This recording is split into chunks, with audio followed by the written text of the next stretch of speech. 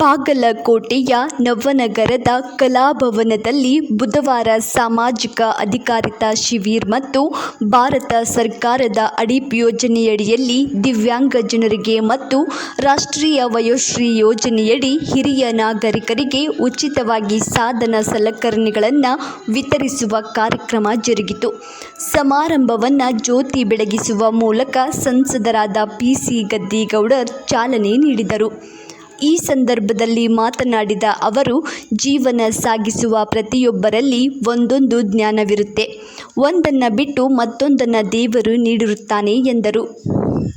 ಅಂಗವಿಕಲರು ಎಂದು ಕರೆದರೆ ನೋವಾಗುತ್ತೆ ಎಂಬ ದೃಷ್ಟಿಯಿಂದ ಪ್ರಧಾನಮಂತ್ರಿ ನರೇಂದ್ರ ಮೋದಿಜಿಯವರು ದಿವ್ಯಾಂಗರು ಎಂದು ನಾಮಕರಣ ಮಾಡಿದ್ದಾರೆ. ಇಲಾಖೆಯ ಅಧಿಕಾರಿಗಳು ಮೇಲಿಂದ ಮೇಲೆ ಜಿಲ್ಲೆಯಲ್ಲಿ ಸರ್ವೆ ಕಾರ್ಯ ಕೈಗೊಂಡು ಕೇಂದ್ರ ಹಾಗೂ ರಾಜ್ಯ ಸರ್ಕಾರದಿಂದ ವಿವಿಧ ಇಲಾಖೆಯಿಂದ ದೊರೆಯುವ ಸೌಲಭ್ಯಗಳನ್ನು ಒದಗಿಸುವ ಕಾರ್ಯವಾಗಬೇಕು. ದಿವ್ಯಾಂಗರಿಗಾಗಿಯೇ ವಿಶೇಷವಾದ ಸೌಲಭ್ಯಗಳಿವೆ. ಅವುಗಳನ್ನು ದೊರಕಿಸುವ ಜನಪ್ರತಿನಿಧಿಗಳು, ಅಧಿಕಾರಿಗಳು ಸಿದ್ಧರಿದ್ದೇವೆ. ಇವುಗಳ ಸದುಪಯೋಗವನ್ನು ಪಡೆದುಕೊಳ್ಳಲು ತಿಳಿಸಿದರು. ಕಾರ್ಯಕ್ರಮದ ಅಧ್ಯಕ್ಷತೆ ವಹಿಸಿದ್ದ ಶಾಸಕ ಹಾಗೂ ಬಿಟಿಡಿಎ ಅಧ್ಯಕ್ಷ ಎಚ್.ವೈ. ಮೇಟಿ ಮಾತನಾಡಿ, ಕೇಂದ್ರ ಹಾಗೂ ರಾಜ್ಯ ಸರ್ಕಾರದಿಂದ ದಿವ್ಯಾಂಗರಿಗೆ ವಿವಿಧ ಸಾಧನೆ ಸಲಕರಣೆಗಳನ್ನು ನೀಡಿದ್ದು, ಅವುಗಳ ಸದುಪಯೋಗ ಪಡೆದುಕೊಂಡು ಸಾಮಾನ್ಯ ಜನರಂತೆ ಸಮಾಜದಲ್ಲಿ ಮುಂದೆ ಬರಬೇಕು. ಅಂಗವಿಕಲರಿಗೆ ದೇವರು ಕೊರತೆಯ ಜೊತೆಗೆ ಅದ್ಭುತವಾದ ಶಕ್ತಿಯನ್ನು ಕೊಟ್ಟಿರುತ್ತಾನೆ. ಅದನ್ನು ಗುರುತಿಸಿಕೊಂಡು ಮುಖ್ಯವಾಹಿನಿಗೆ ಬರಲು ತಿಳಿಸಿದರು. ಕಾರ್ಯಕ್ರಮದಲ್ಲಿ ಜಿಲ್ಲಾಧಿಕಾರಿ ಜಾನಕಿ ಕೆಎಂ, ಜಿಲ್ಲಾ ವಿಕಲಚೇತನರ ಕಲ್ಯಾಣಾಧಿಕಾರಿ ಸವಿತಾ ಕಾಳೆ, ಮಹಿಳಾ ಮತ್ತು ಮಕ್ಕಳ ಅಭಿವೃದ್ಧಿ ಇಲಾಖೆಯ ಉಪನಿರ್ದೇಶಕ ಪ್ರಭಾಕರ್ ಕೆ, ಆಲಿಂಕೋ ಸಂಸ್ಥೆಯ ಮುಖ್ಯಸ್ಥ ಅಂಕಿತ್ ಸೇರಿದಂತೆ ಇತರರು ಉಪಸ್ಥಿತರಿದ್ದರು. ಬದುಕಿನಲ್ಲಿ ಇವತ್ತು ಅಂಗವಿಕಲತೆ ಇರಬಹುದು, ಕೆಲವೊಂದು ದೈಹಿಕ ತೊಂದರೆ ಇರಬಹುದು. ಇದರಿಂದ ತಮಗೆ ಕೊರತೆ ಅನ್ನುವ ಭಾವನೆ ಉಂಟಾಗಿದ್ದರೂ ಕೂಡ ಮಾನಸಿಕವಾಗಿ ಇವತ್ತು ಬಹಳಷ್ಟು ಜ್ಞಾನವನ್ನು ಹೊಂದಿರತಕ್ಕಂಥ ಯಾವುದಾದರೂ ಸಮಾಜ ಇದ್ದರೆ ಅದು ದಿವ್ಯಾಂಗ ಸಮಾಜ ಅಂತ ನಾವು ಹೇಳಲಿಕ್ಕೆ ಬಯಸ್ತೇವೆ. ಯಾಕಂತ ಹೇಳಿದರೆ ಇವತ್ತು ಗ್ರಾಮೀಣ ಪ್ರದೇಶದಲ್ಲಿರ್ಬೋದು, ಬೇರೆ ಬೇರೆ ಇವತ್ತು ವಲಯದಲ್ಲಿ ಕೆಲಸ ಮಾಡ್ತಕ್ಕಂಥ ಪ್ರತಿಯೊಬ್ಬರೂ ನಾವು ಸೂಕ್ಷ್ಮವಾಗಿ ಗಮನಿಸಿದಾಗ ಅವರಿಗೆ ವಿಶೇಷವಾಗಿರ್ತಕ್ಕಂಥ ಒಂದು ಜ್ಞಾನ ಇರ್ತಾ ಇದೆ. ಒಮ್ಮೆ ಒಂದು ಏನಾದರೂ ಕಳೆದುಕೊಂಡ್ರೆ ಮತ್ತೊಂದು ನಮಗೆ ಸಿಗ್ತಿದೆ ಅನ್ನೋ ಹಾಗೆ ಅಂಥ ಒಂದು ಕಾಣಿಕೆ ದೇವರು ನಿಮಗೆ ಕೊಟ್ಟಿದ್ದಾನೆ ಅಂತ ಹೇಳಿದರೆ ತಪ್ಪಾಗಲಾರದು. ಇವತ್ತು ಪ್ರತಿನಿತ್ಯದ ಕೆಲಸ ಮಾಡ್ತಕ್ಕಂಥ ಸಂದರ್ಭದಲ್ಲಿ ಇವತ್ತು ತೊಂದರೆ ಆಗ್ತದೆ. ಇವತ್ತು ನಿಮ್ಮ ಕುಟುಂಬದಲ್ಲಿ ಇರ್ತಕ್ಕಂಥ ಆ ಒಂದು ನಾಯಕರಿಗೆ ತಂದೆ ತಾಯಿ ಆಗಿರ್ಬೋದು, ಸಹೋದರ ಸಹೋದರಿ ಆಗಿರ್ಬೋದು, ಸಂಬಂಧಿಕರಾಗಿರ್ಬೋದು, ನಿಮಗೆ ಹೆಚ್ಚಿನ ಸಹಾಯ ಸಹಕಾರವನ್ನು ಅವರು ನೀಡಬೇಕಾಗ್ತದೆ.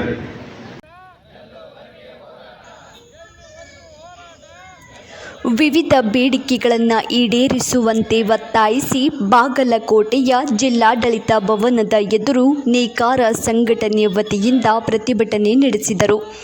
ಜಿಲ್ಲಾಡಳಿತ ಭವನದ ವೃತ್ತದಿಂದ ಪ್ರತಿಭಟನೆ ಮೆರವಣಿಗೆ ಮೂಲಕ ಭವನಕ್ಕೆ ಆಗಮಿಸಿ ಸರ್ಕಾರದ ವಿರುದ್ಧ ಘೋಷಣೆ ಹಾಕಿದರು.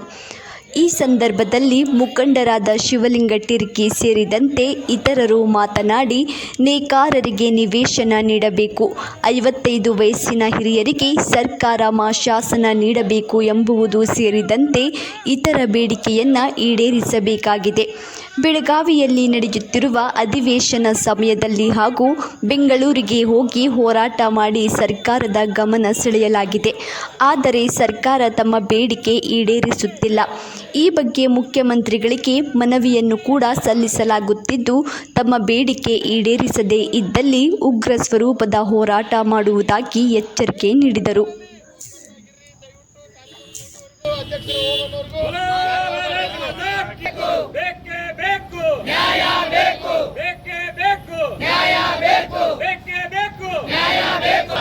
ಏನೇ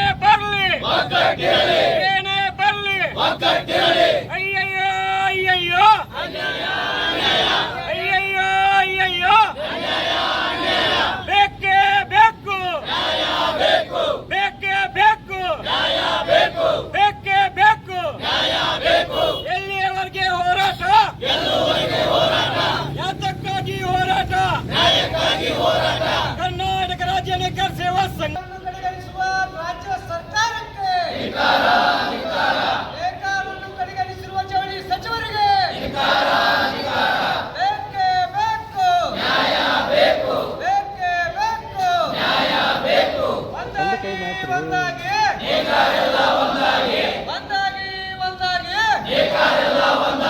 ಭಾರತ್ ಮಾತಾ ಕಿ ನೇಕಾರರ ಹೋರಾಟಕ್ಕೆ ಯಾಕಂದ್ರೆ ನಮ್ಗೆ ಏನೇ ಇರೋದ್ರಿಂದ ಬೆಂಬಲ ಇಲ್ಲ. ನಮ್ಗೆ ಬಟ್ಟೆನೂ ತುಂಬೋದು, ಮಕ್ಕಳ ಶಿಕ್ಷಣ ಕಲ್ಸೋಕ್ಕಾಗವಲ್ತ್ರಿ, ಮನೆ ಬಾಡಿಗೆ ಕಟ್ಟೋಕ್ಕಾಗವಲ್ತು. ನಮಗೆ ಸಮಸ್ಯೆ ಭಾಳ ಗಂಭೀರ ಐತ್ರಿ. ಇದ್ರೊಳಗೆ ನಮಗೆ ಏನು ಹೊಟ್ಟಿನ ತುಂಬವಲ್ಲಿಂದ ಮುಂದಿನ ಕಾರ್ಯಕ್ರಮಗಳು ಎಲ್ಲ ನಮಗೆ ಯಾರು ನಮ್ಮಲ್ಲಿ ಏನು ಕೇಳಿದ್ರೂ ಸಾಲ ಕೊಡಲ್ಲ ರೀ. ನಮ್ಗೆ ನಮ್ಮ ಮನೆಯವರು ನಿರುದ್ಯೋಗಿ ಅದಾರ, ನಮ್ಗೆ ಇರಾಕೂ ಮನೆ ಇಲ್ಲರಿ, ನಮ್ಮ ಜಾಗನೂ ಕೊಡವಲ್ರು. ಜಾಗ ಮತ್ತು ನನ್ನ ಹೆಸರಲ್ಲಿ ಹೆಂಗಾರ ಮಾಡ್ಕೊಟ್ಟು ಒಂದು ಜಾಗ ತೊಗೊಂಡಿನ್ರಿ, ಅದನ್ನು ಕಟ್ಟಿಸೋಕ್ಕೂ ಸಾಧ್ಯ ಆಗವಲ್ತು, ಮಕ್ಕಳ ಶಿಕ್ಷಣ ಕಲ್ಸೋಕ್ಕೂ ಆಗವಲ್ತು.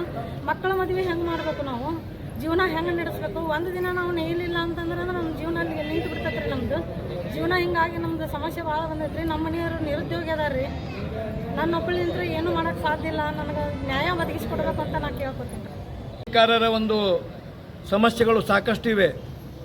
ಈ ಸಮಸ್ಯೆಗಳನ್ನು ನಾವು ಹಲವು ದಿನಗಳಿಂದ ಬೇಡಿಕೆಯನ್ನು ಇಟ್ಟಿರ್ತಕ್ಕಂಥದ್ದು.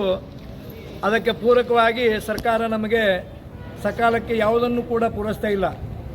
ಅದಕ್ಕೋಸ್ಕರ ನಾವು ಇವತ್ತು ರಾಜ್ಯ ಸರ್ಕಾರಕ್ಕೆ ನಮ್ಮ ಬೇಡಿಕೆಗಳ ಪಟ್ಟಿಯನ್ನು ಈಗಿರ್ತಕ್ಕಂಥ ನಮ್ಮ ಮುಖ್ಯಮಂತ್ರಿಗಳಾದ ಸನ್ಮಾನ್ಯ ಶ್ರೀ ಸಿದ್ದರಾಮಯ್ಯ ಸಾಹೇಬರು ಹಿಂದೆ ನಮ್ಮ ಬಾದಾಮಿ ಮತಕ್ಷೇತ್ರಕ್ಕೆ ಶಾಸಕರಿದ್ದರು. ಆ ಸಮಯದಲ್ಲಿ ಅವರಿಗೆ ನಾವು ನಮ್ಮ ನೇಕಾರ ಒಂದು ಮತಕ್ಷೇತ್ರದಲ್ಲಿ ನೀವು ಆಯ್ಕೆಯಾಗಿ ಬಂದಿದ್ದೀರಿ, ನಮ್ಮ ನೇಕಾರ ಸಮಸ್ಯೆಗಳನ್ನ ಬಗೆಹರಿಸ್ರಿ ಅಂತ ನಾವು ಅವ್ರಿಗೆ ಕೇಳ್ಕೊಂಡಿದ್ದೀವಿ. ಅವರು ಆ ಸಮಯದೊಳಗೆ ನಮಗೊಂದು ಮಾತನ್ನು ಕೊಟ್ಟಿದ್ದರು. ಮುಂದೆ ನಡೆಯತಕ್ಕಂಥ ಚುನಾವಣೆಯಲ್ಲಿ ನಮ್ಮ ಕಾಂಗ್ರೆಸ್ ಸರ್ಕಾರ ಅಧಿಕಾರಕ್ಕೆ ಬಂದರೆ ನಿಮ್ಮ ಸಮಸ್ಯೆಗಳನ್ನು 100ಕ್ಕೆ 100 ನಾನು ಈಡೇರಿಸಿಕೊಡ್ತೀನಿ ಅನ್ನುವಂಥ ಭಾಷೆಯನ್ನು ಕೊಟ್ಟಿದ್ದರು. ಆ ಒಂದು ಸಮಯದಲ್ಲಿ ಅವರು ಮಾತಾಡಿರ್ತಕ್ಕಂಥ ಮಾತನ್ನು ಮುಂದೆ ಒಂದು ದಿವಸ ನಾವು ಬೆಂಗಳೂರಿನಲ್ಲಿ ಇದೇ ರೀತಿ ಹೋರಾಟವನ್ನು ಫ್ರೀಡಮ್ ಪಾರ್ಕ್ನಲ್ಲಿ ಹಮ್ಮಿಕೊಂಡಿದ್ದೆವು. ಅದಕ್ಕಿಂತ ಮೊದಲು ಅವರ ಒಂದು ಕಚೇರಿಗೂ ಕೂಡ ಹೋಗಿದ್ವಿ ಮನವಿಯನ್ನು ಸಲ್ಲಿಸಲಿಕ್ಕೆ. ಆಗ ಅವರು ಆಯ್ತಪ್ಪ ನಾನು ಅದನ್ನು ನೆನಪಿಸಿದೆ ಅವರಿಗೆ, ಸಾಹೇಬ್ರೆ ನೀವು ಕೆರೂರಲ್ಲಿ ಇಂಥ ಒಂದು ಬೀದಿ ವಿದ್ಯುತ್ ದೀಪಗಳನ್ನು ಉದ್ಘಾಟನೆ ಮಾಡ್ತಕ್ಕಂಥ ಸಮಯದಲ್ಲಿ ನಮಗೆ ಈ ಭಾಷೆ ಕೊಟ್ಟಿದ್ರಿ, ನೇಕಾರ ಸಮಸ್ಯೆಗಳನ್ನು ನಾನು 100ಕ್ಕೆ 100% ಈಡೇರಿಸ್ತೀನಿ ಅನ್ನುವಂಥ ಭಾಷೆಯನ್ನು ಕೊಟ್ಟಿದ್ದರು. ಆ ಒಂದು ಭಾಷೆಯನ್ನು ಇವತ್ತು ಈ ರಾಜ್ಯ ಸರ್ಕಾರ ಕಾಂಗ್ರೆಸ್ ಸರ್ಕಾರದ ಪರವಾಗಿ ಸಂಪೂರ್ಣ ಬಹುಮತದಿಂದ ಆಯ್ಕೆಯಾಗಿದೆ.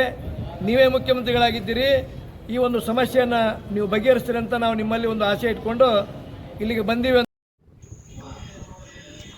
ಮಹಾರಾಷ್ಟ್ರ ರಾಜ್ಯದಲ್ಲಿನ ಸತತ ಮಳೆಯಿಂದಾಗಿ ಬಾಗಲಕೋಟೆ ಜಿಲ್ಲೆಯಲ್ಲಿ ಹರಿಯುತ್ತಿರುವ ಕೃಷ್ಣಾ ನದಿಗೆ ಅಪಾರ ಪ್ರಮಾಣದಲ್ಲಿ ನೀರು ಹರಿದು ಬರುತ್ತಿದೆ.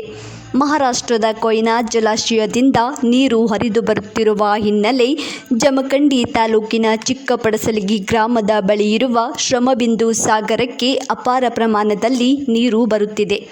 ಸುಮಾರು 50,000ಕ್ಕೂ ಅಧಿಕ ಕ್ಯೂಸೆಕ್ ನೀರು ಹರಿದು ಬರುತ್ತಿದೆ. ಆಲಮಟ್ಟಿ ಜಲಾಶಯದ ಹಿನ್ನೀರಿನ ಒಳಹರಿವು ಹೆಚ್ಚಾಗುತ್ತಿದೆ.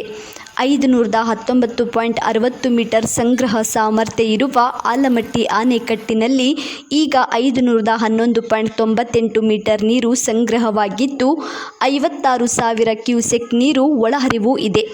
ಈ ಬಾರಿ ಮುಂಗಾರಿನ ಮಳೆ ಮುಂಚಿತವಾಗಿ ಪ್ರಾರಂಭವಾಗಿದ್ದರಿಂದ ಬಾಗಲಕೋಟೆ ಜಿಲ್ಲೆಯಲ್ಲಿ ಹರಿಯುತ್ತಿರುವ ಕೃಷ್ಣಾ ಹಾಗೂ ಘಟಪ್ರಭಾ ನದಿಗಳು ತುಂಬಿ ಹರಿಯುತ್ತಿದ್ದು ರೈತರ ಮೊಗದಲ್ಲಿ ಮಂದಹಾಸ ಮೂಡಿಸಿವೆ.